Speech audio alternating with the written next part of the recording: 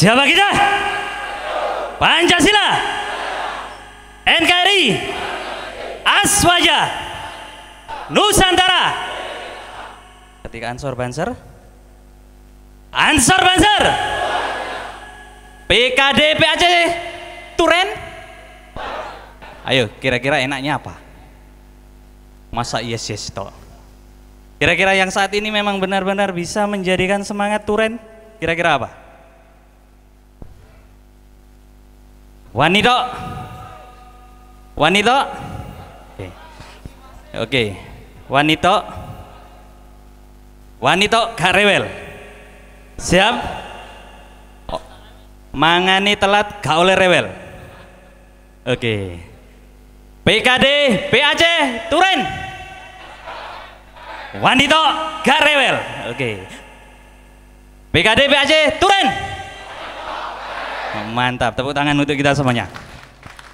Oke, sahabat-sahabat sekalian yang saya banggakan, ya, sekali lagi saya sebagai mempresentasikan pimpinan wilayah Gerakan Pemuda Ansor, sekali lagi saya berharap banyak kepada sahabat-sahabat, karena yang jelas sudah tidak ada belam bonteng, semua sudah kompak, bajunya hijau, ada ansornya, dan tentunya ini sebagai manifestasi sebuah implementasi bahwasannya Ansor PAC Turen siap untuk melaksanakan satu komando. Siap? Oke, sahabat-sahabat sekalian, setelah ini sahabat-sahabat, saya ingin benar-benar mengikuti kegiatan acara selanjutnya, yaitu penguatan ruhiyah. Tak lihat tadi absensi sholatnya hampir cuman separuh yang membubuhkan tanda tangan. Kenapa? Ikhlas. Ikhlas gak sholat? Oke. Setiap kegiatan yang ada di PKD ini sudah merupakan satu holistik aturan yang memang sudah mengikat di sahabat-sahabat. Saya tidak ingin nanti kader yang setelah PKD tidak mencerminkan bahwasanya Ansor adalah organisasi keagamaan yang siap untuk melaksanakan sebuah penguatan syiar agama Allah, ya, yang sudah telah dicanangkan dan dikuatkan oleh para muassis. Sahabat, setelah ini persilakan langsung bersih-bersih diri. Kalau sekiranya masih harum, tidak usah mandi, ya. Semua persiapan ke masjid, sebelum masuk masjid silahkan membubuhkan tanda tangan. Ada beberapa poin yang harus sahabat-sahabat pahamkan, bahwasanya PKD ini ada nominasi kelulusan. 2 kali tidak mengikuti materi berarti dia harus lulus bersyarat. Tidak mengikuti non materi berupa sholat jamaah maupun mujahadah. Wes, mujahadah biasanya jam berapa? Jam 3. Jam 3 malam nanti sahabat-sahabat harus menunjukkan bahwasanya saya siap li'ila'i kalimatillah, saya siap membentengi diri, saya siap untuk menjadikan Allah bangga kepada kita. Saya benar-benar harus menyiapkan diri menjadi benteng yang kuat dalam rangka untuk membentengi ulama, membentengi mengawal para ulama. Cek gak sat-set was-was, maju titik ketemu musuh, bengkerengan titik KO, geblak.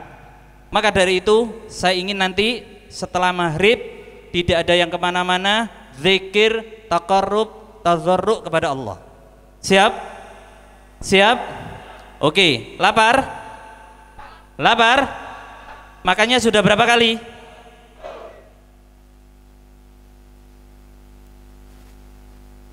Satu kali. Saya kira pagi tadi sudah makan. Oke. Sudah? Oke. Saya kira sahabat sudah makan 2 kali.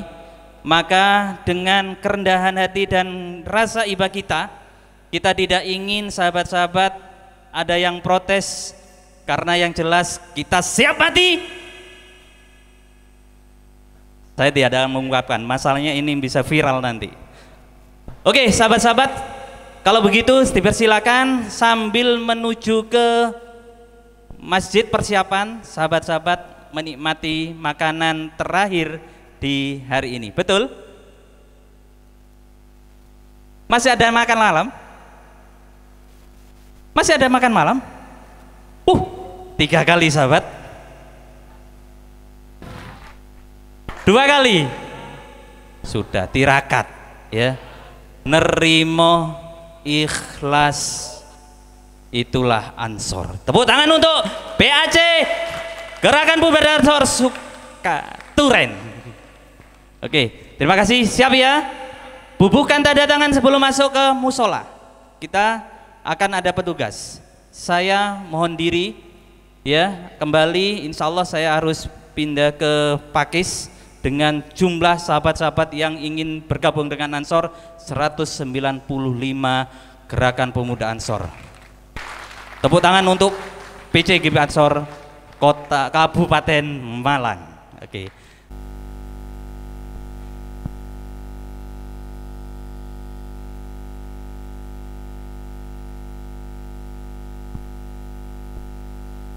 Assalamualaikum warahmatullahi wabarakatuh. Alhamdulillahilladzi ja'alana minan mahdiin. Wassalatu wassalamu ala sayyidil mursalin sayyidina wa maulana Muhammadin. Allahumma sholli ala sayyidina Muhammadin wa aliyin wa Fatimah wal Hasan wal Husain dzurriyyatihim wa alihim wa ashabihim sholatan tamla'u khazainullahi nura wa takunu biha li nafsi wa li mujizi wa li mu'minin farjan wa mahrajan wa shifaan wa syukra. Wa qala rabbi shrah li sadri wa yassir li amri wahlul 'uqdatam min lisani yafqahu qawli, amma ba'd. Para kiai, para alim ulama yang senantiasa kami muliakan, tamanipun panjenenganipun Ki Halim selaku Rahibul Ma'had, juga selaku jajaran Suryah MBCNU Kecamatan Turen, yang kami hormati PC GP Ansor Kabupaten Malang, yang kami hormati PAC GP Ansor Kecamatan Turen, yang kami hormati panitia PKD dan seluruh peserta PKD yang berbahagia. Alhamdulillahirabbil alamin, atas takdir dan izin Allah Subhanahu wa taala kami bisa hadir di tengah-tengah panjenengan semua, di mana kami mohon maaf tadi ketika pembukaan tidak bisa hadir, namun alhamdulillah MBC juga ada yang hadir karena ada satu hal yang tidak bisa, sehingga menyebabkan kami tidak bisa hadir ke sini. Para peserta yang kami hormati, sebelumnya perlu kami sampaikan bahwa satu hal yang patut kita syukuri, bahwa hari ini kita masih diberi iman dan Islam oleh Allah Subhanahu wa taala. Tidak hanya itu, kita juga digolongkan di bagian ahli sunnah wal jamaah yang sangat mendasar. Kalau kita berbicara tentang Islam, berbicara tentang ahli sunnah wal jamaah, saya yakin panjenengan semua sejak kecil sudah Islam, sejak kecil sudah NU. Saya yakin semacam itu. Apa ada kira-kira yang lahir tidak Islam enten mboten? Enten mboten? Tidak ada ya. Lantas yang menjadi pertanyaan ketika kita ditanya kapan kita masuk Islam, ketika kita lahir. Nah, ketika ada pertanyaan apakah kita sudah tahu apa itu Islam, nah ini yang menjadi problem. Kula panjenengan sedaya saya yakin sejak lahir NU. Kabeh NU nggih. Apa ada yang dari Muhammadiyah? Nyuwun sewu, monggo terus terang mawon, tidak apa-apa. Enten mboten? Sedaya NU nggih. Biyen diteloni napa mboten niki? Diteloni nggih. Oh berarti kabeh NU. Tapi apakah panjenengan semua hari ini tahu apa itu NU? Nah inilah, makanya pada malam hari ini kami diberi amanat oleh panitia untuk menyampaikan materi tentang Aswaja, An-Nahdliyah, Aswaja dan NU. Apa korelasinya Aswaja dan NU? Barangkali bisa dianu Pak Aswais. Menyaksikan kebesaran baginda Nabi sallallahu alaihi wasallam dan Al-Qur'an menyaksikan kebesaran para sahabatnya, sahabatnya menyaksikan kepada kebesaran para ulamanya, al-ulama menyaksikan kebesaran sahabat dan baginda Nabi, selalu balance antar ulama, saling menyaksikan yang ini yang disebut asanid.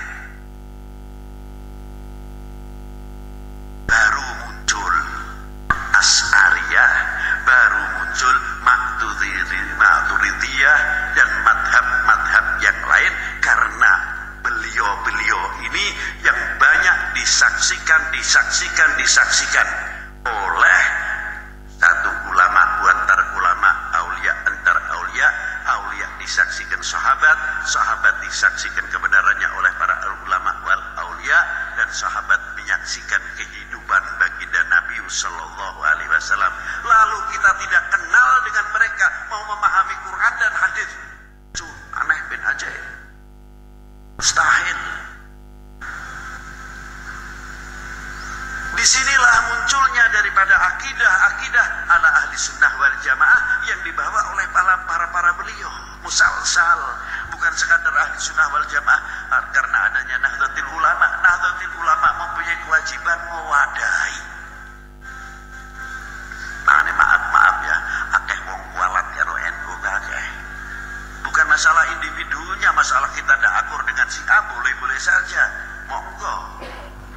Soal itu dinamika berpikir ning akidah iku lho sing ning jerone NU ala ahli sunnah wal jamaah iku sing nyekel para aulia, para ulama mutaqaddimin, az-zahidin, as-salihin, al-arifin, iku sing dedekno marakno kualat iku teko iku, dudu individune aku ora cocok karo si A. Kena ditonton lae nek wong ora seneng karo NU, aku ora nyepatani lho.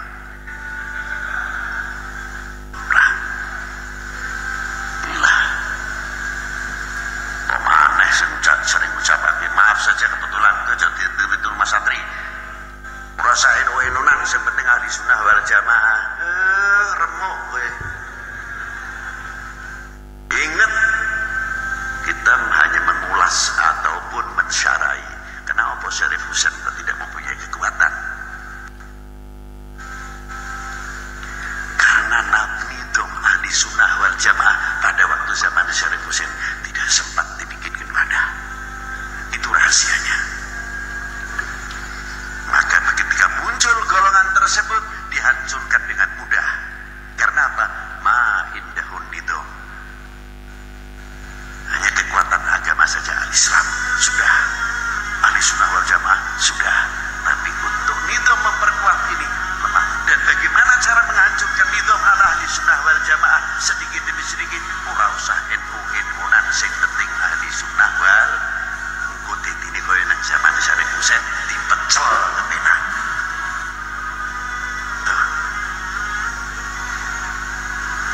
Nah ya, aku sekedar fanatik masalah karo NU. Nek sampean ora masalah, ora apa-apa nek sampean. Tapi gampang enak terokok, sampean tak tudik dhisik enak ae, rada galak sithik. Nah inilah dasarnya.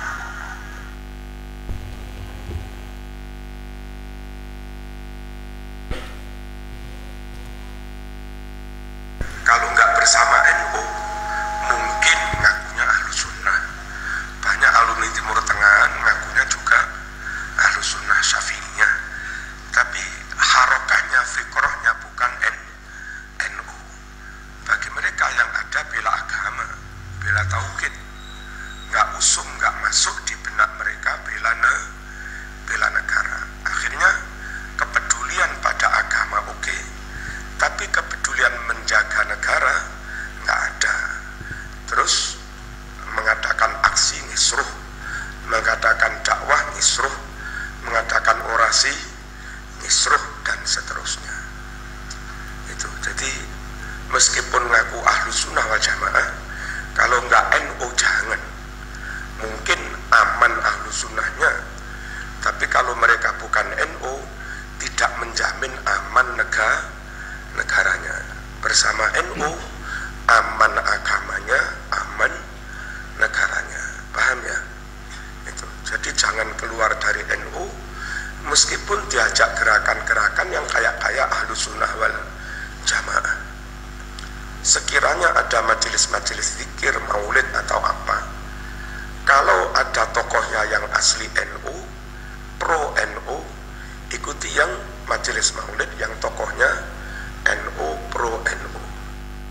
Kalaupun kelihatannya melakukan amaliyah ahlu sunnah wal jamaah, tapi tokohnya nggak pro NU, bahkan memusuhi NU, warga ngasek, santri ngasek, saya larang ikut-ikut itu. Bukan saya larang sholawatnya, tapi masalahnya setelah sholawat ada pidato, setelah sholawat ada ceramah, dan zaman masih awam. Yang menceramai orang yang mungkin wawasan akidahnya beda dengan NU, tidak Asy'ariyah, tidak Maturidiyah. Ataupun kalau Asy'ariyah, Maturidiyah, mungkin pandangan wawasan berbangsa dan bernegara juga tidak NU.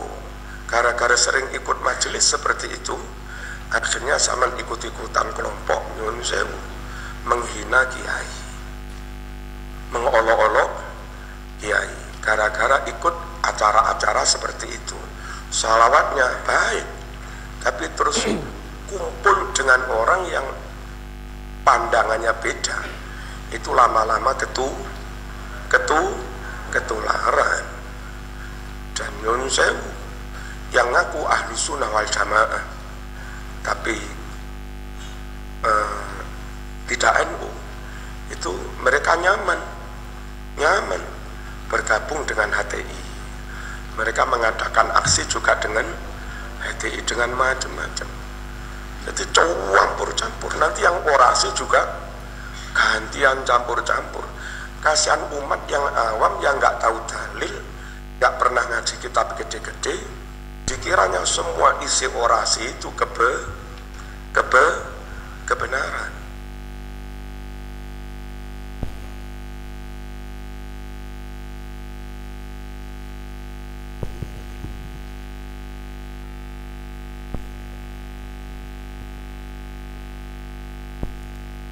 Itu tadi sekilas tentang pandangan para ulama terkait dengan ahli sunnah wal jamaah dan NU. Ada satu hadis yang diriwayatkan oleh Imam Tabrani. Rasulullah Shallallahu Alaihi Wasallam pernah memprediksi melalui hadis beliau, "Sataftariku ummati ala salasin wa sab'ina firqatan." Umatku akan terpecah belah menjadi 73 golongan. An-najiyah minha wahidah, dari 73 golongan itu yang selamat, ini menurut Kanjeng Nabi, yang selamat. Kemudian kila waman najiyah, pinten Kanjeng Nabi satu kelompok yang selamat. Lajeng Kanjeng Nabi menjawab, qala ahlus sunnah wal jamaah. Nah, kemudian ada sahabat yang bertanya lagi, ila wa ma ahlus sunnah wal jamaah, bagaimana mengidentifikasi kelompok ahli sunnah wal jamaah itu ya Rasul? Kemudian Kanjeng Nabi menjawab, ma'ana alaihi wa ashabi. Ahli sunnah wal jamaah adalah orang-orang yang mengikuti ajaranku dan ajaran para sahabat. Nah, berangkat dari sini, kemudian ketika diucapkan ahli sunnah wal jamaah, disebutkan di dalam kitab Ihya idza utliqa ahlus sunnah wal jamaah fal murad bihim al asy'ariyah wal maturidiyah. Ketika diucapkan ahli sunnah wal jamaah, yang dimaksud adalah mereka yang secara teologi, secara akidah mengikuti faham akidahnya Imam Asy'ari dan Imam Maturidi. Lah disinilah kemudian nanti akan coba kami kupas agar supaya kita memahami apa itu ahli sunnah wal jamaah. Secara umum di dalam konteks ahli sunnah wal jamaah, sumber-sumber yang diambil yang pertama adalah Al-Quran, yang kedua Al-Hadis, yang ketiga adalah ijma', yang keempat adalah qiyas. Kita tahu Al-Quran itu adalah hukum tertinggi yang kita pakai ketika kita hidup di dunia, dan ini adalah bagian dari kalam Allah yang diberikan kepada Rasulullah. Setelah itu yang nomor dua, hukum yang dipakai adalah hadis. Hadis ini adalah perilaku dan ucapan Rasulullah, sehingga akhirnya menjadi sebuah ketetapan. Dan apakah hadis itu bertentangan dengan Al-Quran? Tidak. Hadis itu akan menguatkan Al-Quran. Nah, dua yang sangat mendasar ini yang biasa dipakai oleh orang-orang yang seringkali mengatakan bahwa umat Islam harus berpegangan Quran dan hadis. Nah, kalau di ahli sunnah wal jamaah ada lagi ijma'. Ijma' itu adalah konsensus, kemufakatan para ulama, di mana ijma' itu yang dihasilkan tidak termuat secara jelas di Al-Quran dan hadis. Namun berdasarkan hasil ijtihad para ulama yang dalam hal ini memenuhi syarat sebagai mujtahid, mengatakan ada sebuah kesepakatan bahwa ini tidak apa-apa dilakukan. Salah satu contoh, kita sholat Jumat. Sholat Jumat menggunakan dua adzan. Ini memang tidak pernah dilakukan di zaman Rasulullah Shallallahu Alaihi Wasallam, tapi di masa Khulafaur Rasyidin dilakukan. Dan waktu itu para sahabat semuanya diam, artinya menyepakati bahwa ini tidak apa-apa.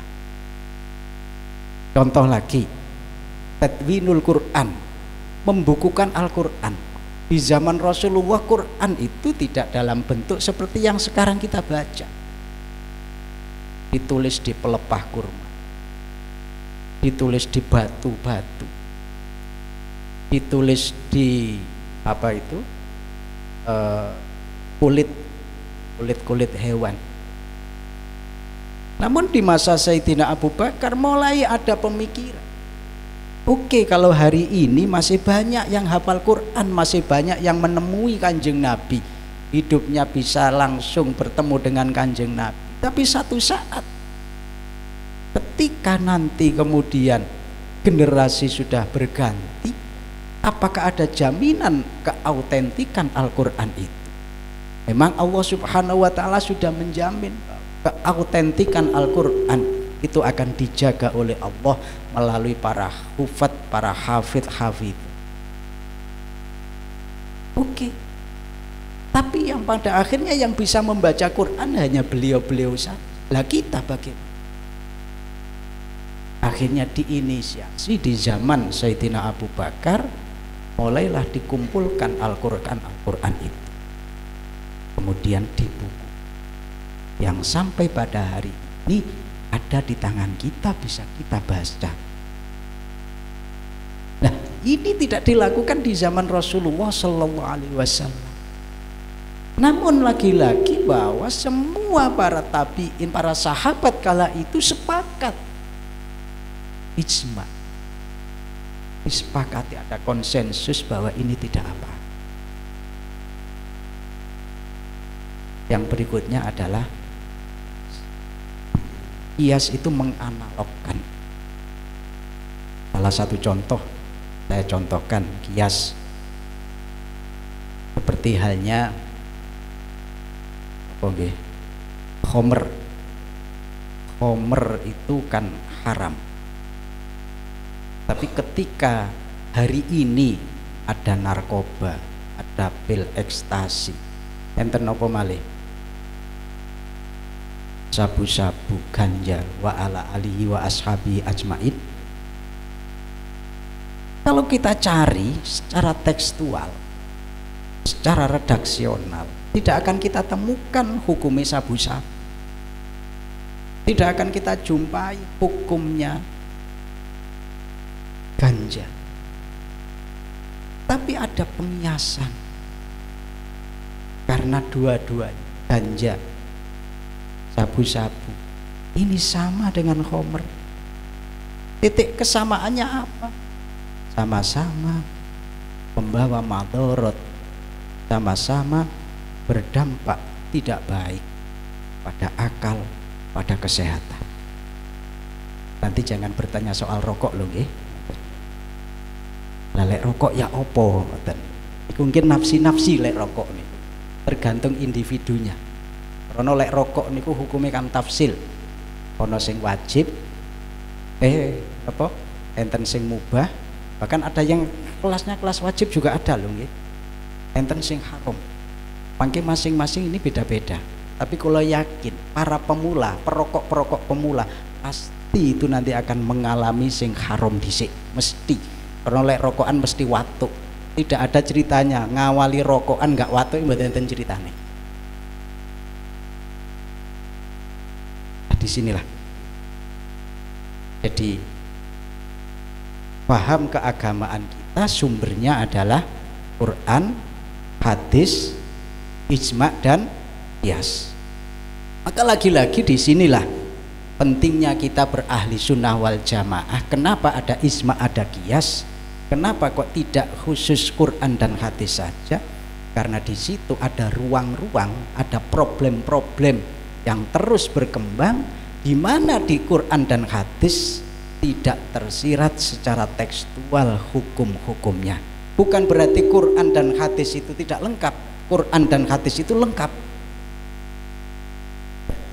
Nah ini, Bun, itu empat hukum, empat paham keagamaan sumbernya yang perlu untuk kita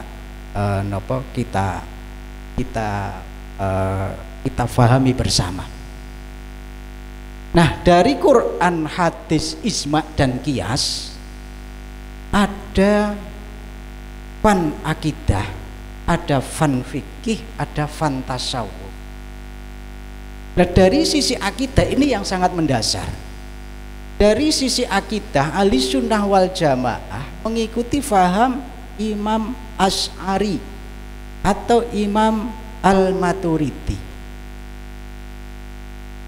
Nah, iki bagaimana faham akidahnya Asy'ari dan Maturidi? Akidahnya Imam Asy'ari dan Imam Maturidi ini akidahnya adalah akidah yang moderat, akidah yang tengah-tengah. Boten terlalu ke kanan-kananan, boten terlalu ke kiri-kirian. Karena apa? Karena ada akidah. Ini juga penting untuk kita tanamkan dalam diri kita.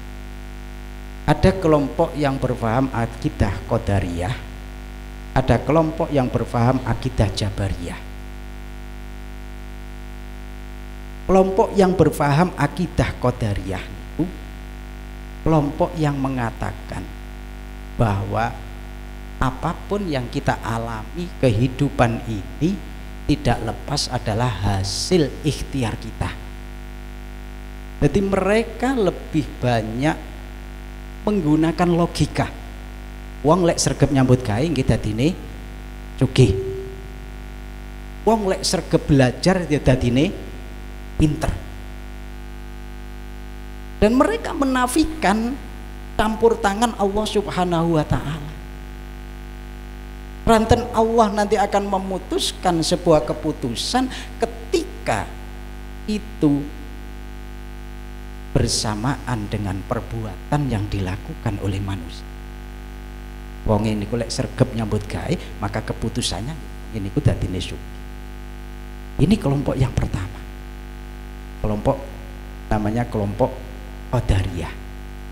Nah, ada lagi yang satu, kelompok Jabariyah. Berlawanan dengan Qadariyah. Kalau Jabariyah niki lebih mengarah bahwa manusia itu sebenarnya tidak ubah seperti wayang. Artinya nopo?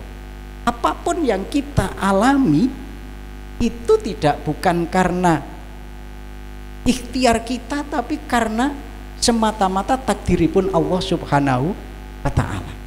Memang leres. Kullu syai'in biqada'in wa qadar. Balak segala sesuatu itu tidak akan lepas dari qada dan qadarnya Allah Subhanahu wa taala. Sehingga kelompok yang ini lebih pasif, dia tidak mau berikhtiar. Sementara kelompok yang pertama terlalu banter oleh ikhtiar. Nah, disinilah paham dari Asy'ariyah Maturidiyah berada di tengah-tengah.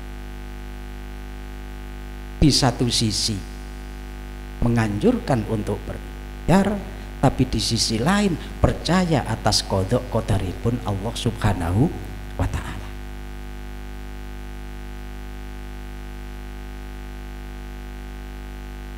Keranten dua-duanya juga ada kelemahan. Saya menawi menganalogikan seperti kasus sekarang yang sedang terjadi, adanya COVID-19. Adanya COVID-19. Pulau panjenengan sedaya niku ketika kemudian diminta untuk prokes, itu kan bagian dari ikhtiar kita agar supaya kita terhindar dari COVID-19. Nah, menurut kelompok Qadariyah, kalau prokes ini sudah dilakukan secara maksimal, maka dipastikan dia nanti akan selamat, mboten bakal terpapar COVID-19. Tapi lek kelompok yang satu beda lagi. Prokes utawa gak, lek takdiri Gusti Allah kena COVID ya kena COVID, lek gak kena COVID ya pasti selamat. Kinten-kinten awake dhewe niki selama niki ketika menyikapi COVID iki kira-kira ya apa? Kalau kita lihat fenomena di lapangan, ono sing nemen mboten karu-karuan kan nggih enten. Ono sing sampai keweden pun. Enten malih sing abe lapo kok kathik wedi COVID. Wedi ku mestine karo Gusti Allah. Omongane bener tapi ora pas.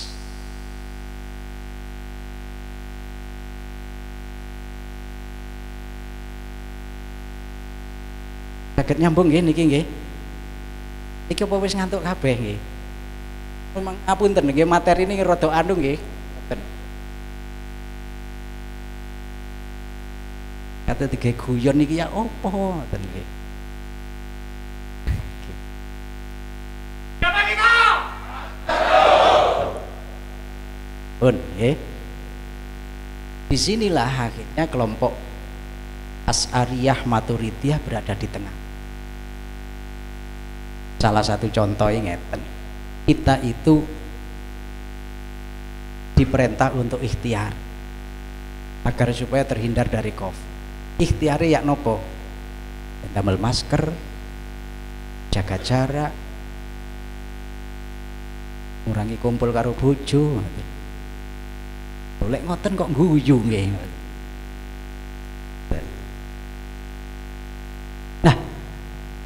Tapi di satu sisi, pasca kula panjenengan sedaya melakukan ikhtiar secara maksimal, semuanya kita kembalikan pada Allah Subhanahu wa taala, karena kullu syai'in biqada'in wa qadar, bahwa kejadian yang kita alami tidak lepas dari qada qadarnya Allah Subhanahu wa taala.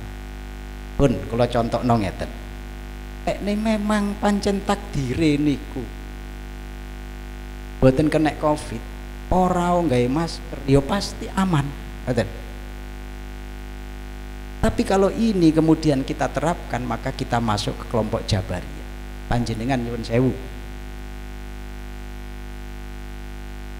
Ketika di jalur jalan raya niku, semua ketika mau lewat di jalur jalan raya niku, kan semuanya pengen selamat kan nggih? Apa upaya kepingin selamat ini? Napa? Ikhtiar panjenengan ben selamat ketika nyabrang apa? Toleh.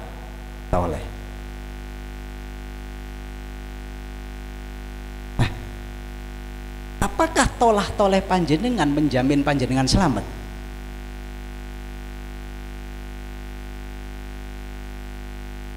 Karena ternyata juga banyak tiang sing wis hati-hati katanya nyabrang toleh kanan kiri kemudian ketemper truk niku nggih kathah. Bahwa menunjukkan bahwa ikhtiar kita itu sebenarnya bagian dari melaksanakan sebuah kewajiban. Soal mungkin ditabrak truk utawi mboten itu adalah takdiripun Gusti Allah. Nah, kewajiban kita apa? Kewajiban kita ikhtiar ben selamat mboten ketemper truk, itu saja pun. Golek diwalik sakniki. Alah, mati kan takdir Gusti Allah. Pun coba sakniki kengken praktekno. Ketika jalur ruwame isuk ngoten niku, nyabrang embong talok kemudian gak tolah-toleh, ya ditemper truk temenan. Saged nyambung nggih? Nah, disinilah posisi daripada madhab Asy'ari dan Maturidi berada di tengah-tengah. Ikhtiare ora kebablasan kemudian gawe akal, aku kok lek nyambut gawe modele ngene mesti sugih, belum tentu. Kalau 24 jam saya bekerja, wong warung kopi 24 jam niku ya selak sugih, belum tentu. Makanya sekali lagi bahwa kewajiban kita hanya ikhtiar, kemudian soal hasil kita kembalikan kepada Allah Subhanahu ta'ala. Itu teringat sebuah kisah mumpung bengi kalau ceritani wali-wali nggih. Iko terus Gus Masul pun monggo Gus diceritani nabi-nabi. Oh siap ngoten.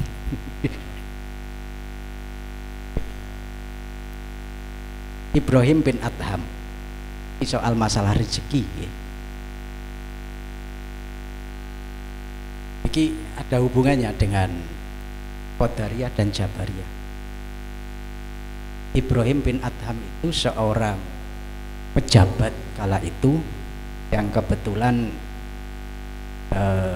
dia iman dan Gusti Allah tapi banyak melakukan durhaka kepada Allah Subhanahu wa ta'ala. Nah, satu saat Ibrahim bin Adham itu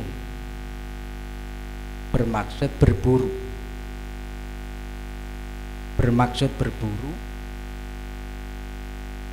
Dia siapkan segala keperluan berburu, panah dan lain sebagainya, termasuk bekal ketika di perjalanan. Nah, begitu mau memasuki, Ibrahim bin Adham buka bekal, buka botote, digelar di situ. Nah, tiba-tiba ketika Ibrahim bin Adham mau makan, datang seekor burung gagak. Gagak niku wau nyucuk nyolong roti nih Ibrahim bin Adham. Nah, kemudian Ibrahim bin Adham manuk gagak niku membawa pergi sepotong roti, dibawa kali siki dengan paruhnya. Diikuti kali Ibrahim bin Adham manuk niki, sampailah ke atas bukit. Ternyata manuk niku wau turun di atas bukit, kebetulan ada tempat datar.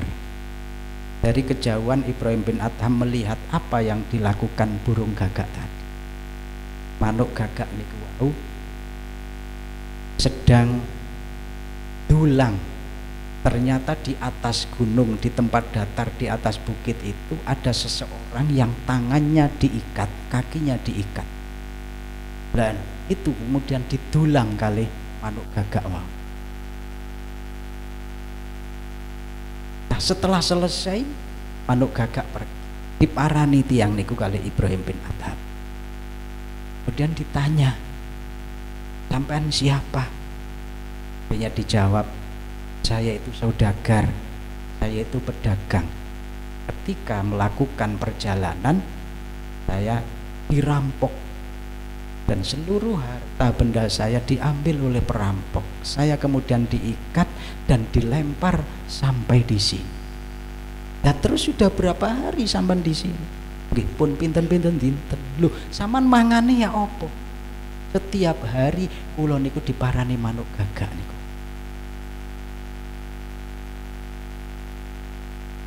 Pun nggih.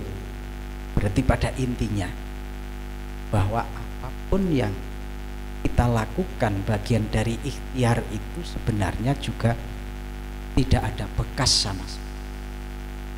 Ranten kalau urusan rizki itu semua ditanggung oleh Allah Subhanahu wa ta'ala.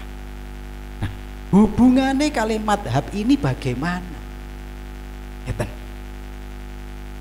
Setelah itu tasih enten cerita malih, ceritanya Ibrahim bin Adham malih. Setelah itu Ibrahim bin Adham baru sadar bahwa selama ini dia hidup berburu harta, memburu harta, sampai lupa kepada Allah Subhanahu wa ta'ala. Akhirnya Ibrahim bin Adham sadar bahwa soal rizki itu sebenarnya ditanggung oleh Allah. Maka ketika dia melakukan pekerjaan, jangan sampai kemudian mengabaikan kewajiban penghambaan kepada Allah Subhanahu wa ta'ala. Dia sadar semacam itu. Nah, kisah yang kedua, setelah Ibrahim bin Adham niki sadar dan tobat, Ibrahim bin Adham niku nggak ada murid. Nah, waktu itu muridnya diajak jalan-jalan. Nah, di perjalanan ningali ada kejadian lagi-lagi ketemu burung gagak. Burung gagak sing siji ni suwiwine wutuh, burung gagak sing siji suwiwine pepleh. Nah, setiap hari burung gagak sing suwiwine wutuh niku terbang balik malih sambil membawa makanan diberikan pada temannya yang sing suwiwine pepleh. Akhirnya setelah mengamati kejadian koyok ngoten niku, pulanglah Ibrahim bin Adham bersama dengan muridnya, bersama dengan sampai di rumah ditanya, apa pelajaran yang bisa kamu lihat terkait dengan burung gagak tadi? Jawab murid bahwa rezeki niku sudah diatur oleh Allah Subhanahu wa ta'ala. Artine ikhtiar utawa gak ikhtiar, lek rezeki wis ditanggung dening Gusti Allah. Lajeng kalih Ibrahim bin Adham dielingno. Lho, awakmu saiki lek tak kongkon milih, kepingin dadi gagak sing suwiwine wutuh, apakah kepingin dadi gagak sing suwiwine pepleh? Artinya nopo? Artinya kita itu dengan sewiwi sing wutuh bisa berikhtiar, bisa berusaha dan lain sebagainya. Jangan kemudian kita menjadi burung gagak sing sewiwine pepleh. Sakit nyambung nggih? Saya teringat dengan kisah Imam Syafi'i dan Imam Malik. Cerita maneh, wis pokoke tak critani sing akeh, gak ngantuk.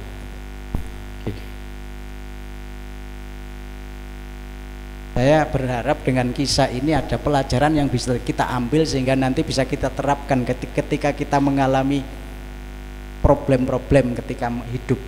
terutama ketika kita nanti menjadi muharrik, menjadi kader-kader Ansor.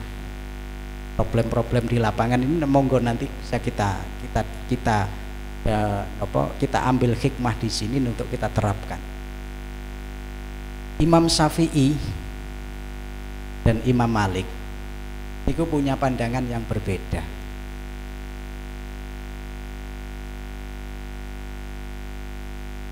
Wah, kok tambah 9:30 nih. Imam Syafi'i dan Imam Malik itu punya pandangan yang berbeda terkait kali rizki. Kalau Imam Syafi'i itu lebih mengedepankan ikhtiarnya, kalau Imam Malik lebih mengedepankan tawakal. Ketika diskusi ngoten, Imam Syafi'i itu muridnya Imam Malik. Ketika beliau diskusi terkait berbicara tentang masalah rezeki, Imam Syafi'i dimintai pandangan dening Imam Malik. Imam Syafi'i, bagaimana pandanganmu tentang rezeki? Ya, rezeki itu takdirnya Gusti Allah, sudah ada ukurannya. Tapi lagi-lagi semua juga ada sebabnya, harus ada ikhtiar, harus ada usaha. Kemudian Imam Malik menimpali, lek aku sing penting uang itu sudah melakukan kewajiban penghambaan dirinya kepada Allah Subhanahu wa taala, urusan rizki ya wis mesti ditanggung dening Gusti Allah. Pun tidak ada titik temu di sini. Karena masing-masing bersikukuh dengan pandangan. Nah, Imam Malik yang punya pandangan semacam itu, Imam Syafi'i punya pandangan semacam itu. Apakah beliau ini bukan ahli sunnah? Niki mungkin kalau pada kelanjutan cerita niki. Nah, di saat ngoten pisahlah Imam Malik dan Imam Syafi'i. Imam Syafi'i pamitan. Nah, selang beberapa waktu Imam Syafi'i niku bermaksud sowan dateng guru nih. Di tengah perjalanan Imam Syafi'i melihat ada orang sedang memanen anggur. Imam Syafi'i punya rasa ingin mencicipi anggur. Ya apa iki carane ben iso mangan anggur. Akhirnya Imam Syafi'i berusaha untuk napa jenenge ngelamar pekerjaan nang pemilik anggur. Lamar pekerjaan untuk bareng-bareng ikut memanen anggur. Tujuannya nopo? Tujuannya agar supaya nanti digaji, dan gajinya niku berupa anggur tadi. Jadi nyambut gawe Imam Syafi'i. Nyambut gawe, begitu selesai dia dibayar dengan anggur itu. Berhasil kan? Ikhtiar, kemudian sesuai dengan keinginan bahwa dia bisa makan anggur. Rono anggur niku kathah, dan tujuan pertama tadi dia mau sowan ke gurunya Imam Malik, akhirnya dia melanjutkan perjalanan datang Imam Malik sambil membawa anggur. Dalam hati Imam Syafi'i gak ada pemikiran, sekalian anggur ini akan saya bawa sebagai oleh-oleh kepada guru saya berikan pada guru saya. Akhirnya diteraken dan Imam Malik niki, yai hasil kalau nyambut gawe wau, kalau alhamdulillah angsal anggur. Kalau kebetulan niku kok kepingin anggur, akhirnya kalau nyambut gawe. Lajeng dawe Imam Malik terus pun, ini Syafi'i kok yo pas temen, aku isuk mang iku sebenarnya juga angen-angen kepingin anggur. Lho ndilalah hari ini awakmu rene nggawa anggur.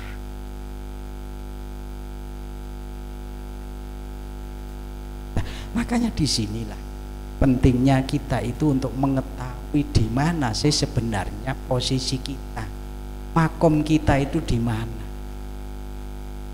Makom kita itu apakah makom kasab, apakah makomnya makom tajrid? Makom tajrid nggih ngoten niku wau.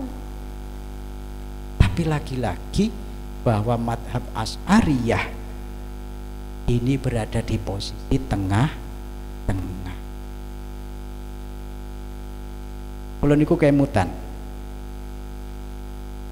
dipun dawuhi salah satu guru, meskipun kami tidak pernah mondok, salah satu gawagis di Pondok Ploso, gurunya Gus Bet, pondoknya Gus Bet itu pernah ke rumah. Alhamdulillah kula niku mbatin kopi, kopine teko koyokan iki. Mestine kudune muni dhisik kan ngoten nggih. Oh lah kok teh gak cocok iki berarti ya. Oh jae nggih. Kate gaya kaya Imam Malik kedadak tutup pangkate ngoten. Mestine ikhtiar kaya Imam Syafi'i request dhisik mesti. Nah dawe guru niku kula niku dipun paringi amalan, setunggale amalan ben cukup rezekine, dan kok cek sugih ngoten mboten, cek cukup. Tapi dengan catatan jenengan ya kudu nyambut gawe Gus. Nah, terus pripun nyambut damel kula? Pun panjenengan dodol OT-OT napa dodol es lan sak pinunggalane. Kula praktekaken estu niku. Hari ini istri saya itu jualan es, dodol es napa niku, es lilin niku lho, ten lari-lari pondok ngoten. Bagian dari kewajiban kita untuk berikhtiar. Kersane napa? Kersane kita niku tidak njagaaken datang tiang lintu, mboten tomak pemberian orang. Oke lah kalau Imam Malik bersikap semacam itu karena hatinya sudah bersih, tidak pernah angen-angen dikei wong. Iya. Nah, awake dhewe niki makome ndek ndi ngoten lho nggih. Makome ndek ndi. Tapi lek kula ningali wajah-wajah iki makome gak ono sing makom tajrid niki. Gak ono niki. Makome makom kasab kabeh. Wis sami kaliku. Mulane ora oleh titik-titik rezeki wis ditanggung pangeran, rezeki tanggung pangeran. Ya iku lek Imam Malik. Lah selagi Imam Syafi'i yang sudah punya kapasitas sebagai mujtahid mawon masih berikhtiar semacam itu. Inilah. Maka di sini dalam konteks-konteks kehidupan sehari-hari akidah itu sangat penting sekali. Ketika kita menyikapi corona terlalu berlebihan, takutnya terlalu berlebihan, menafikan takdir Allah Subhanahu wa Ta'ala, ini bahaya, bisa menggeser akidah. Demikian juga ketika kita abai tidak mau melakukan ikhtiar, ini juga bahaya. Makanya ahli sunnah wal jamaah niki temenan toh kopine. Request berarti ikhtiarian kan ngoten nggih, berarti ikhtiar. Nah, yang tidak kalah penting panjenengan sedaya sebagai muharrik penggerak NU yang ada di Ansor. Ini mari kita terapkan antara ikhtiar dan tawakal. Alah, masa noro sampai PKD-PKD-an lele Ansor ya tetap ono, Banser tetap ono. Jangan semacam itu, karena makom kita adalah makom kasab, makom ikhtiar. Lele wis kaya Imam Malik mboten napa-napa, wis ora sampai PKD-PKD-an. Kadang niku kula niku kadang ngeten. Alah, napa PKD, PKP NU-an. Aku iki mulai biyen ya wis NU. Ini dia menafikan ikhtiar. Dia menafikan ikhtiar. Lah wong ahli sunnah wal jamaah mboten ngoten. Karena dia memahami tentang makomnya bahwa saya harus berikhtiar, yo PKD dilakon, diklatsar dilakon. Apa malih? Terus balan dilakon. Ini bagian dari kewajiban kita ikhtiar. Lek panjenengan sebagai kader kemudian kok pasif, oh berarti akidah iki jangan-jangan terkontaminasi dengan akidah Jabari. Halo, siapa kita? Tapi kalau terus gak apa lagi ya.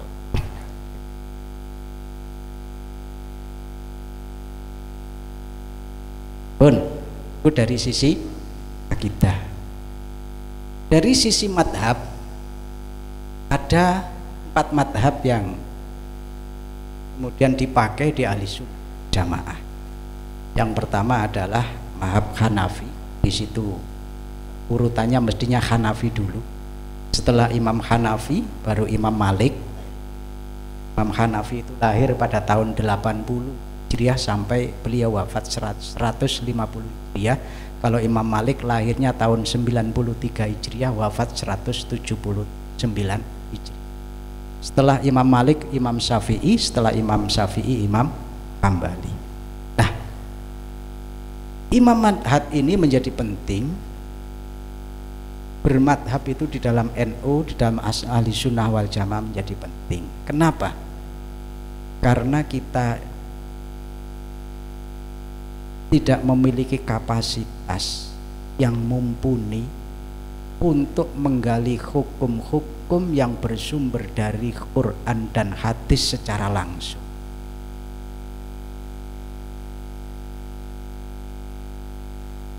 Nah, syarat-syarat mujtahid sangat ketat sekali. Kudu apal Quran, kudu apal hadis, sekaligus sak rawi-rawine, dan status perawinya niki tergolong orang yang bisa dipercaya apa tidak sampai kepada Rasulullah Sallallahu Alaihi Wasallam. Jadi ketat sekali. Nah, dari imam madhab itulah yang kemudian muncul ijma' dan qiyas. Ada ijma' dan qiyas, sehingga apa yang sudah kita terima, apa yang sudah kita amalkan setiap hari dari ibadah-ibadah itu tidak ada lain adalah buah dari masakan para imam-imam madhab. Kita mboten langsung mengambil Al-Quran, mboten langsung mengambil hadis. Krono menawi awake dhewe niku langsung ngambil Quran, ini berbahaya. Kenapa? Karena kita tidak memiliki kapasitas untuk berijtihad. Kudu apal, nopo ngerti tentang bahasa Arab, nahwune, sorope, balaghoe, manteki, termasuk sampai arutnya harus paham. Lalu ini mek ngerti ana ente khair kaifa haluk lu ngono lho wis katene. Nah, ini tidak cukup hanya itu, kudu paham tentang bahasa Arab. Ini menjadi syarat utama. Makanya ketika kita bisa mengamalkan hari ini bisa sholat, hari ini kita bisa zakat, hari ini bisa puasa dan lain sebagainya, tidak ada lain, ini adalah menu yang sudah disodorkan para imam-imam madhab.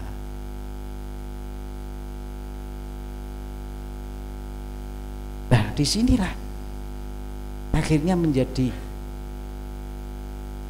jelas kenapa kok selama ini orang berbicara gak perlu melok madhab, gak perlu melok ulama, gak perlu melok kiai, sing penting melok Quran dan hadis. Sama dengan apa yang disampaikan Habib Lutfi tadi. Ini bahaya. Akhirnya terjadi penafsiran Al-Quran sakarepe dhewe. Kaya ini nyuwun sewu yang terjadi majelis tafsir Al-Quran. Majelis tafsir Al-Quran itu nafsir Quran sakarepe dhewe. Saya itu punya teman di daerah Sragen. Pusatnya ten pundi MTA niku. Dulu di daerah Sragen, ten daerah Sragen niku kathah pelang-pelangi majelis MTA gang-gang ngoten. Lah, teman konco kula niku omahe ndek Sragen. Cerita. Jadi ternyata di MTA ada satu hal yang wis boten karu-karu. Ayat Quran sing mengaromkan nika lho nggih. Kurimat alaikum ya napa nika? hurrimat alaikumul maitah, terus walahmul khinzir, diharamkan atas kalian bangkai, terus dam darah walahmul khinzir. Duh, ngoten niku lho enten sing nafsiri sakarepe dhewe, diterjemahkan versinya dia sendiri. Lho ndek Quran niku secara tekstual sing haram adalah daging babi, daging khinzir. Berarti lek ngono mangan atine ora apa-apa. Duh, niki enten niki. Lha tewur ta lek ngeten niki. Terus niku malih niku kula sing kelingan niku. Jangan mendekat kepada zina niku napa? Lah, janganlah kalian mendekat zina. Tekstualnya kan kita dilarang mendekat zina. Lho lek zina kan gak apa-apa. Lho ya remuk tenan kan. Tewur teman. Lho, awake dhewe niku lho wis disodori kopi kari ngombe ngeten iki nggih. Lho kok lecek katene kok tak gawe dhewe ndek mburi. Ada wis kesuwen.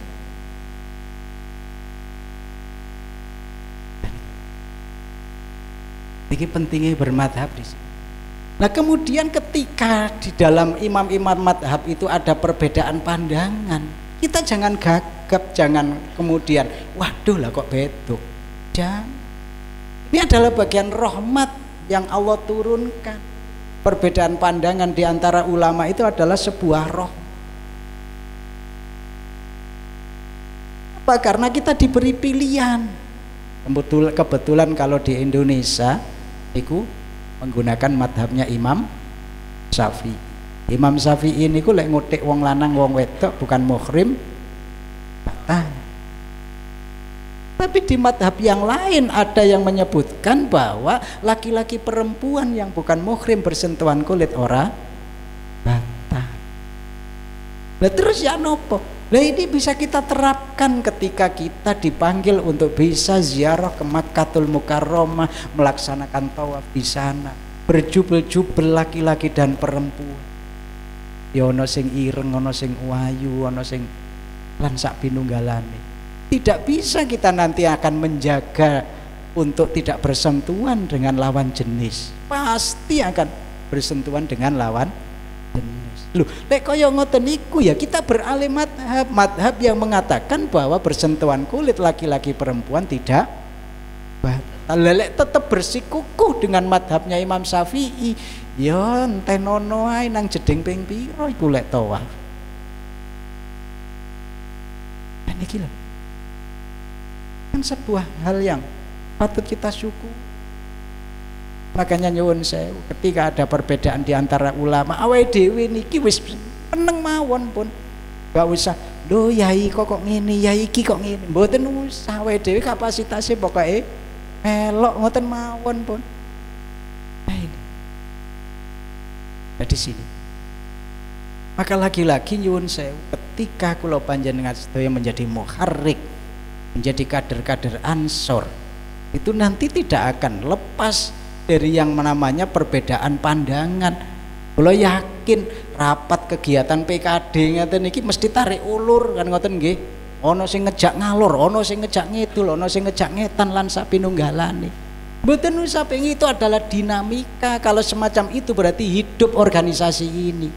Tapi satu hal yang menjadi prinsip ketika terjadi perbedaan, apa yang kita buat pegangan? Di saat ada perbedaan dari sudut pandang agama, yang kita buat pegangan adalah Al-Quran dan hadis.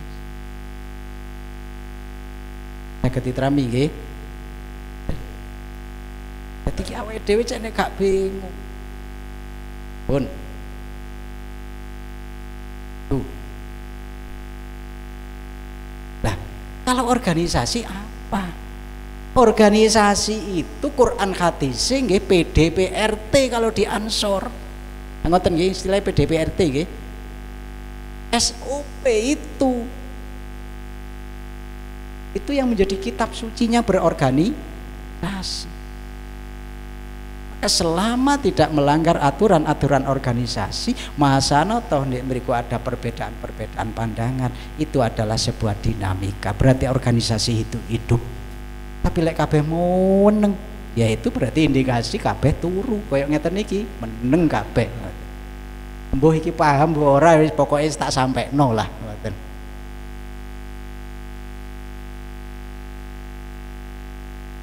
Pun yang berikutnya dari bidang tasawuf. Dari bidang tasawuf niki mengikuti Imam Al-Junaid dan Imam Al-Ghazali. Loh, kenapa kok ikut Imam Al-Junaid dan Imam Al-Ghazali? Kok mboten Syekh Abdul Qadir Al-Jailani?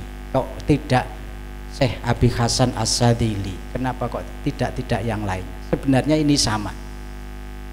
Bahwa Imam Junaid Al-Baghdadi dan Imam Ghazali ini pandangan tasawufnya ini adalah hampir sama dengan Imam Asy'ari dan Imam Maturidi terkait pandangan akidahnya.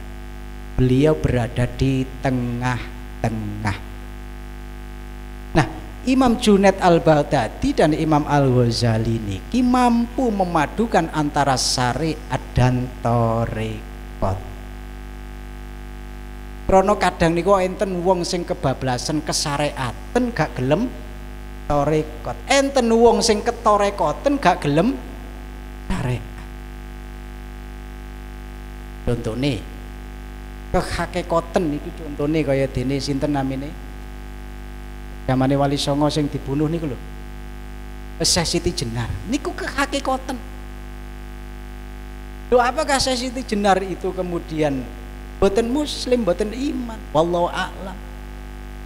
Tapi yang jelas secara pandangan syariat dia melanggar aturan-aturan agama. Lek jenenge gak sembahyang iku ya gak oleh.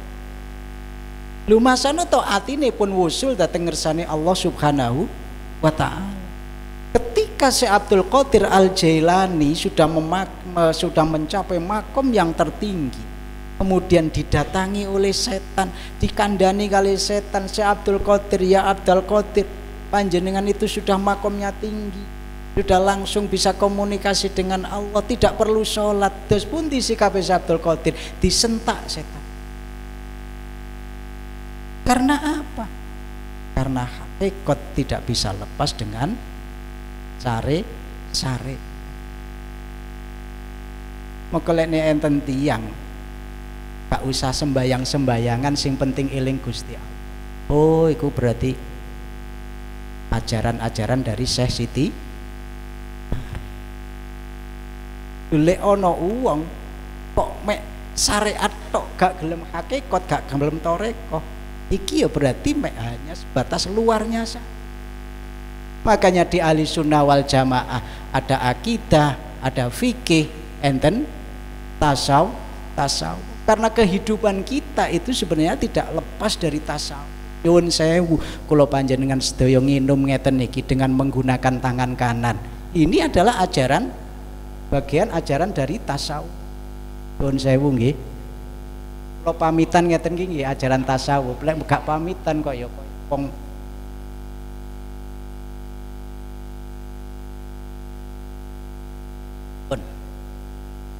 ini tengah-tengah. Ampun. Nah, pun nggih, tentang paham keagamaan sudah dong nggih. Nah, sakniki hubungannya kali. Kok dilanjut anu?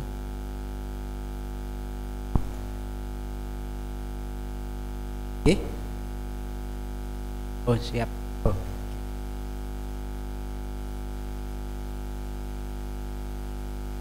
Jadi wetenge jaga loro ikhtiar izin metu ngoten lho nggih.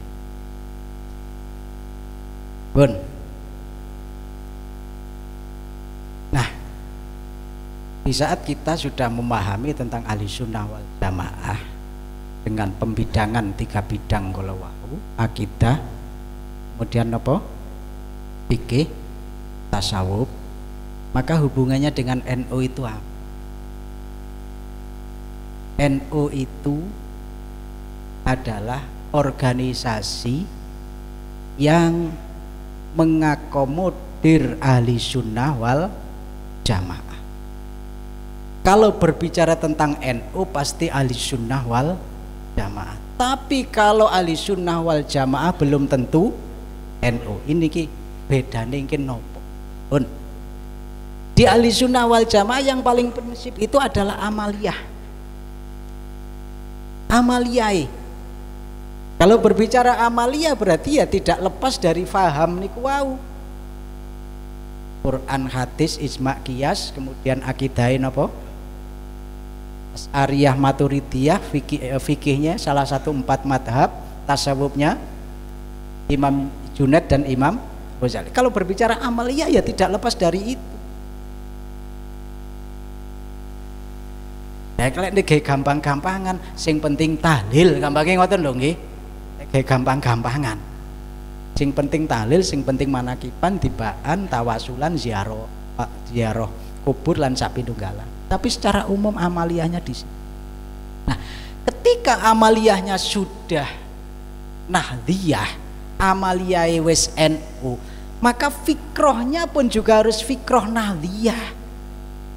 Fikroh nahdiyah, pola pikirnya itu harus pola pikirnya orang NU.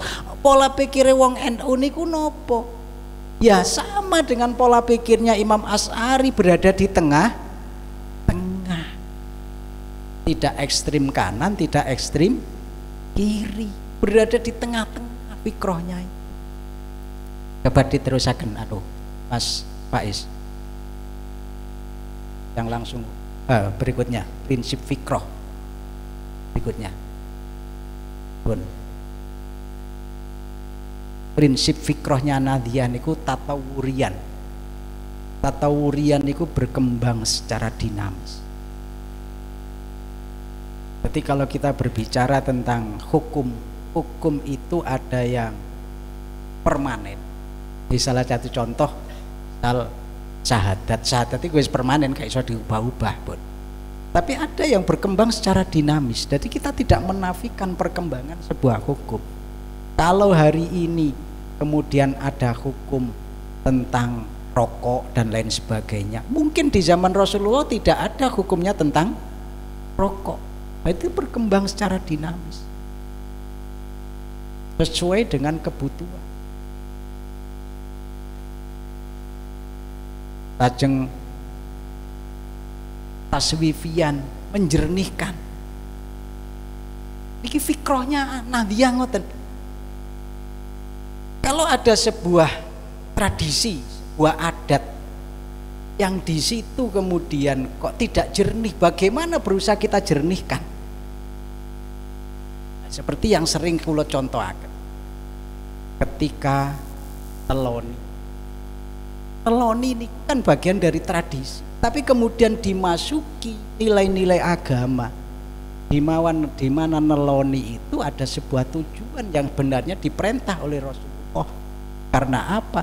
Karena ketika usia anak di kandungan usia 4 bulan, disitulah akan dicatat yang namanya rizkinya, ajalnya, amalnya, sakiyun amsaitun, dicatat. Tapi nggak ada yang spesifik bahwa perintah kita untuk nelon. Nah, kala itu mungkin ini sebatas tradisi. Tapi hari ini tradisi neloni sudah diisi dengan selawatan. Ngoten nggih? Diisi dengan maca waqiah ben sugih, diisi dengan bacaan surat Yusuf ben ganteng, diisi dengan bacaan surat Muhammad cek koyok Kanjeng Nabi Muhammad. Termasuk yang kemarin viral nyepak nopo niku sajen. Kalau ahli sunnah wal jamaah NU mestinya mboten ngoten carane, ora disepak disempar ngoten carane. Harus ada pendekatan-pendekatan untuk mensucikan, untuk membersihkan ini, biar tidak ada muatan-muatan yang menyebabkan kekufuran.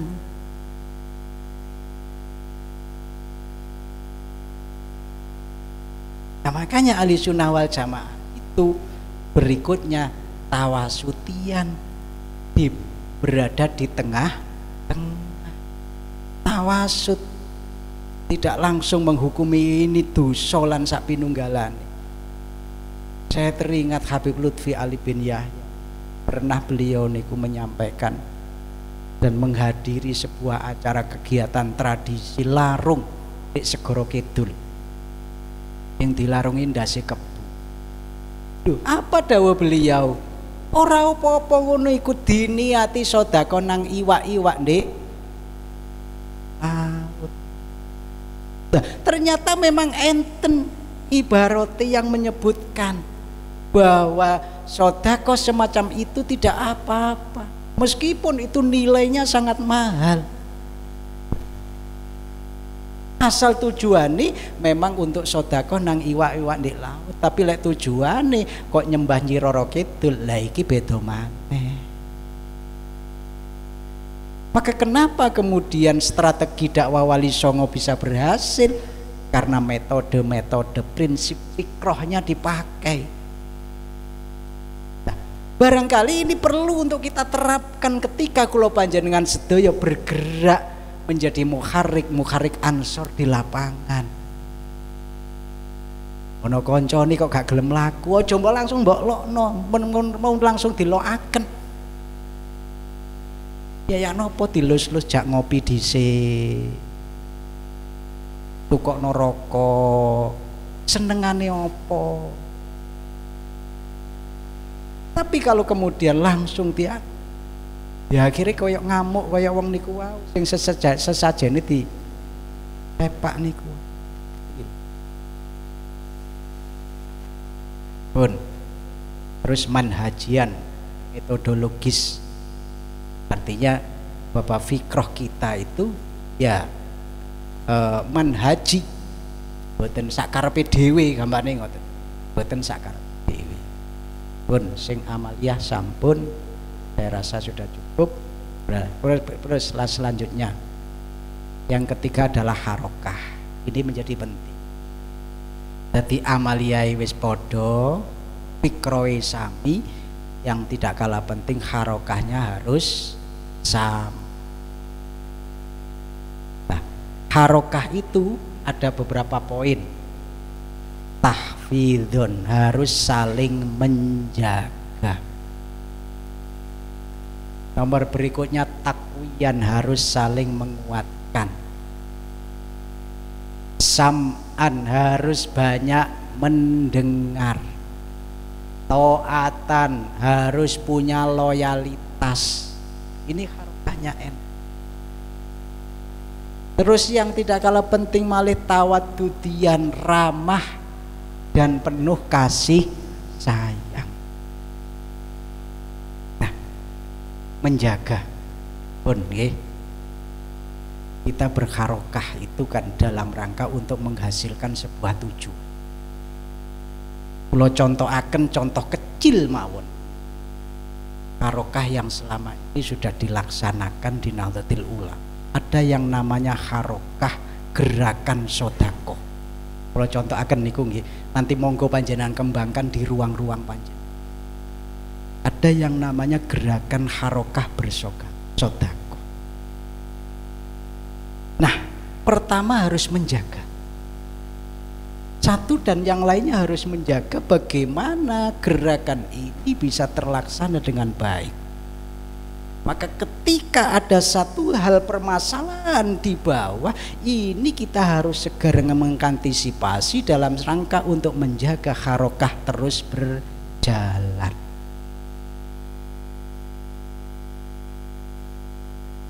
Jangan sebaliknya. Dan saling menguatkan satu dengan yang lainnya. Kadang niku ono sing isone mek ben Minggu, tapi yo mesti teko. Kadang ono sing isone ben Jumat, tapi mereka saling menguatkan. Mboten usah kongkiren. Lek kongkiren niki jenenge tidak saling menguatkan. Lah kok ora tau teko. Bahaya. Termasuk ketika ada problem-problem, suara-suara dari luar yang kemudian di situ menjatuhkan marwah NU, di situ melemahkan gerakan-gerakan NU sebagai kader, kita pun juga harus tahfidz tahfidzon, harus menjaga itu, harus siap menangkal. Contoh, biasanya di daerah niku macam-macam. Kalau contohnya sing niku wau sing gerakan yang sudah kita laksanakan. Contoh, salah satu contoh. Kadang niku kan enten di RW kene lan sak pinunggalan. Wonten niku ketika tasarruf di RW yang satu tidak. Kadang niku enten sing nyeleduk ngomong. Lha ya sing dikai kok kono tok. Kan ngoten enten nggih. Lah kok gak teko kene? Padahal itu tasarrufnya adalah tasarruf kematian.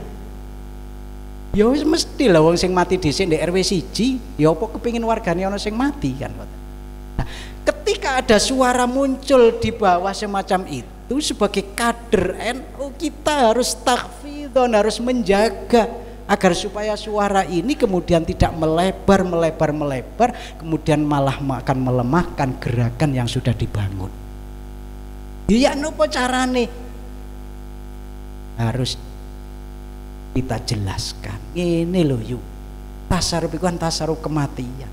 Kenapa kok di RW 1? Krono winginane Covid yo memang munyer-munyerin di RW 1. Lah lek sampean kepingin di RW loro oleh tasarruf, apa kepingin diparani Covid sampean? Duh. Ini perlu. Karena apa?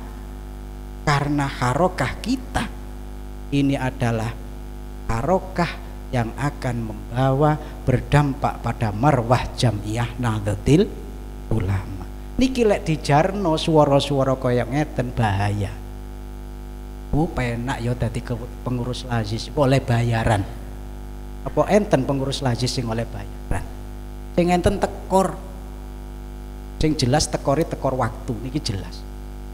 Ketika ada orang yang berbicara, enak ya dadi pengurus lazis iku oleh bayaran, digawa rono digawa rene. Ini kita sebagai kader harokahnya harus tahfidzon, harus menjaga agar supaya suara ini tidak melebar menjadi sesuatu yang tidak baik yang bisa menjatuhkan marwah Jam'iyah Nahdlatul Ulama.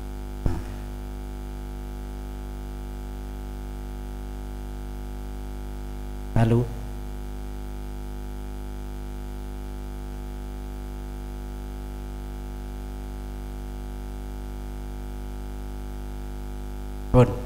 jadi menjaga, menguatkan, mendengar, kesetiaan, ramah dan kasih sayang. Niki kasih sayang, ramah dan kasih sayang ini juga penting.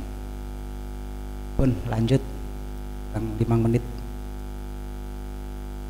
Pun niki ukhuwah persaudaraan. Ukhuwah di dalam NU niku enten 3. Ukhuwah Islamiyah. Ukhuwah Islamiyah berarti podo-podo wong Islami. Nah, ukhuwah Islamiyah kemudian berikutnya adalah ukhuwah watoniyah. Berarti saudara sebangsa dan setanah air. Kemudian ukhuwah basariyah, berarti saudara podo-podo manungsone. Kita tidak tersekat dengan agama, kita bisa berinteraksi dengan siapapun karena pada dasarnya kita adalah bersaudara. Tapi ruang-ruang itu juga ada batasnya. Tidak kemudian kita niku ketika berbicara tentang ukhuwah Islamiyah tidak mau masuk ke ukhuwah basariyah krono wonge wong Kristen, tidak. Tapi ada batas-batasan. Mboten sak karepe. Oleh wayah Natalan ya melok misa Natalan, tidak. Tapi ada batasan-batasan. Tapi itu semua tidak kemudian membuat hubungan kita bersaudara dengan mereka ada sekat, ada masalah. Karena harus kita ingat bahwa kalau kita tidak saudara seiman seislam berarti kita saudara sebangsa dan setanah air. Kalau tidak saudara sebangsa setanah air berarti kita adalah saudara sesama manusia. Pun langsung diniyah watoniyah istimewa terus mawon.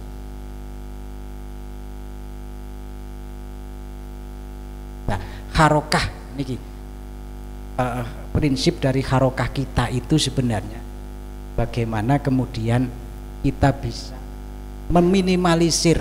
Yang pertama tadlil niku penyesatan, dan ini bukan bukan pola pikir dan bukan harokahnya Nahdlatul Ulama. NU niku mboten gampang-gampang ngafiraken, tafrik, perpecahan, gampang. Lajeng takfir, mengkafirkan. NU nggih mboten gampang mengkafirkan. Kula niku nderek grup WA niku jan masyaallah. Grup WA sing golongane NU apa niku? Garis lurus, garis lucu niku lho nggih. Kula lek ngelokno kiai-kiai NU niku munafik kok tidak sekalian jadi murtad saja, masyaallah. Padahal enten setunggal dawuh ngeten, layar mi rajulun rajulan bil kufri au bil fusuk illar taddat alaihi illam yakun sahibu kadzalik. Seorang yang menuduh saudaranya kafir, menuduh saudaranya fasik, maka tuduhan itu akan kembali kepada dirinya. Kalau yang dituduh ternyata tidak kafir, ternyata tidak, kan bahaya. Berarti tuduhan kafir akan kembali kepada mereka. Nah, NU mboten enten. Jadi harus menghindari itu. Pemurtatan, pelemahan. Lagi pelemahan ini juga penting. Jadi mulai sekarang mulai ada pelemahan kepada Nahdlatul Ulama. Gak NU-NUan sing penting ahli sunnah wal jamaah. Dan menurut kami adanya NU garis lurus itu adalah bagian dari pelemahan kepada Nahdlatul Ulama. Targetnya apa? Targetnya adalah untuk merongrong kepercayaan umat kepada Nahdlatul Ulama. Ini yang harus kita lawan. Dan NU jangan semacam itu. Pun langsung terus malik. Iku sanad terus. Nah, niki silsilah aswaja NU niku dari para ulama para wali dari tabi'in dari tabi'in sahabat, kemudian datang Kanjeng Nabi.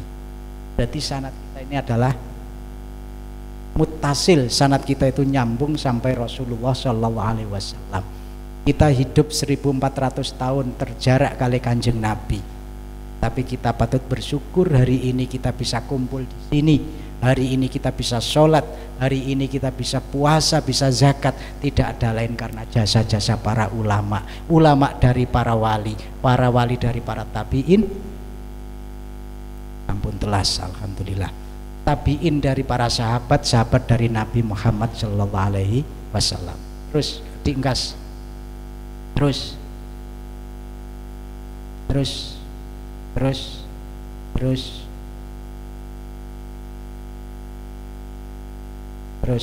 hubungan NU dan Pancasila niki pun yang paling akhir. Qala syair niki wonten konun asasi, innamal ummah al wahidah kal jismi wa afroduha kal a'dha. Bahwa umat itu ibaratnya seperti jisim. Umat secara umum itu ibaratnya seperti badan. Pulau panjenengan sedaya di NU itu ibaratnya satu tubuh. Wa afroduha kal a'dha. Masing-masing itu kita punya anggota tubuh yang lain. Dari perpaduan tangan, perpaduan kaki, perpaduan kepala, perpaduan rambut, perpaduan telinga, akhirnya menjadi satu kesatuan yang disebut dengan tubuh, disebut dengan jisim. NU pun juga demikian. NU itu ibaratnya rumah, ibaratnya tubuh yang utuh. Di dalamnya ada organ-organ yang disebut dengan ansor, ada organ yang disebut dengan fatayat, organ disebut dengan jatman, muslimat, ibnu, EPPNU, termasuk ada organ lembaga lazisnu, LDNU, les bumi dan lain sebagainya. Maka ketika ini tercerai-berai, bukan disebut satu tubuh, satu kesatuan tubuh yang utuh. Maka gerakan daripada NU harus selaras agar supaya tubuh ini tetap menjadi utuh. Ada yang berfungsi sebagai tangan kanan, ada yang berfungsi sebagai tangan kiri.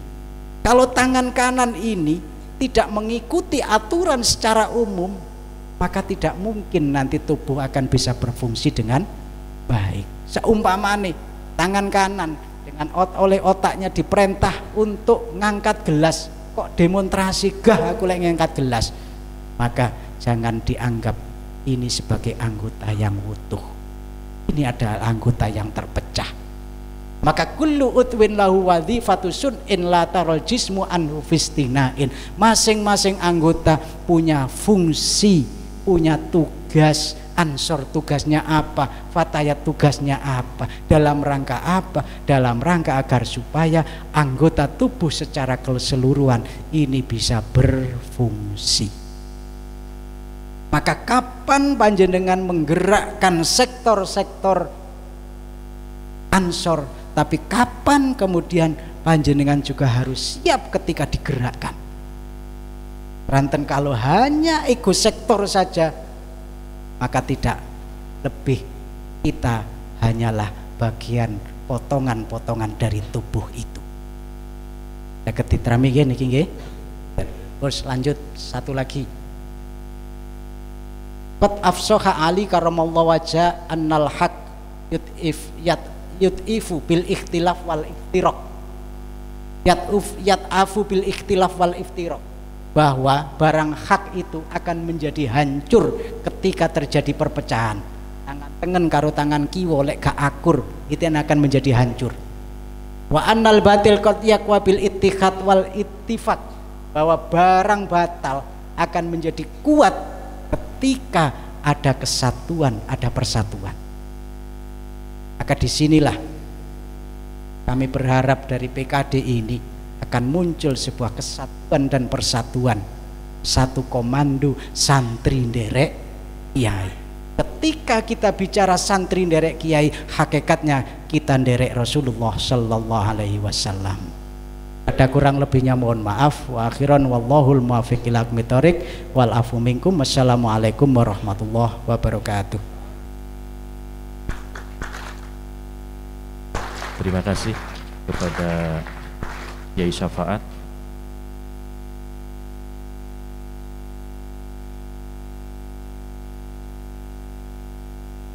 Selanjutnya nanti ini akan materi yang sangat kita nantikan, yaitu cyber. Kemudian dari sahabat Aan dan sahabat Taufik yang akan semangat apa ngantuk? Ngantuk apa luwe? Ya Allah, mari mangan sik jajan sik luwe. Luar biasa. Nggih. Jenengan ngoten niku lek luwe napa ndonga? Mantar mangan ngoten. Sami. Napa? Ya Allah. Kula niku nggih ngrungokne dawuhe Gus Gus Syafaat. Dadi saderenge menungso kan kudu ikhtiar usaha nggih. Kula di WA salah satu sahabat Banser dari Ngedok Wetan. Beliau sebenarnya kepingin ikut PKD tapi tidak jadi ikut karena ada pekerjaan penting yang tidak bisa ditinggal. Beliau pengusaha sangkar burung di Ngedok Wetan dan baru menjadi Banser, belum ikut dikelacar. Nah, tadi sempat WA ke saya, ya apa kabar nih Mas PKD nih, lancar? Alhamdulillah, tak kirim foto nih. Itu ikhtiar saya kirim fotonya, dilalah kok pas foto nih Habib Syihab iki pas turu ngene. Ditakoni ambek Mas Haji, loh iku apa kok nglengerno? Paling luwe kan Haji ya. Lu alasaknone, yo tak tukokne makyah mari iki ya. Lho wong akeh 200 iki ne. Gak apa-apa aku tas duwe rezeki lho ngoten. Rezekine jenengan donga berarti nggih. Alhamdulillah. Ngoten nggih. Wong lek krungu mangan semangat. Tepuk tangan. Waduh aku ya. Nggih. Ngoten nggih. Dan siap merungu ini. Ngoten nggih. Biar rezekine jenengan sedanten niki nggih. Nggih pun, selanjutnya pemateri untuk cybercrime sampun rawuh. Berikutnya untuk cybercrime dari Gus Ainun. Beliau adalah direktur dari apa? Angel lho, sing penak lho apa sih? Tim ses ngono lho wis ya. Ngoten nggih wis padha penake, cek ngantuk. Monggo kula aturi Gus Ainun selalu Indonesia Stans untuk segera segir mangan. Siapa kita? Ngono lho.